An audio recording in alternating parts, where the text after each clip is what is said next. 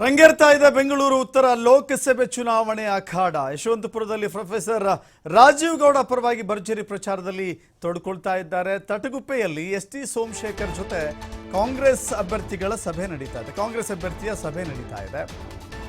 Professor Rajiv Gowda ಕಾಂಗ್ರೆಸ್ನ ಉತ್ತರ ಕ್ಷೇತ್ರದ ಅಭ್ಯರ್ಥಿಯಾಗಿದ್ದಾರೆ, ಅಂದರೆ ಬೆಂಗಳೂರು ಉತ್ತರದ ಅಭ್ಯರ್ಥಿಯಾಗಿದ್ದಾರೆ.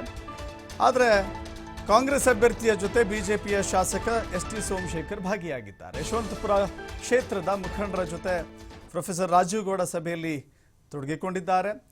ತರಳು ಗ್ರಾಮದಲ್ಲೂ ಕಾಂಗ್ರೆಸ್ ಮುಖಂಡರ ಜೊತೆಯೂ ಕೂಡ ಮೀಟಿಂಗ್ ಮಾಡಿದ್ದಾರೆ.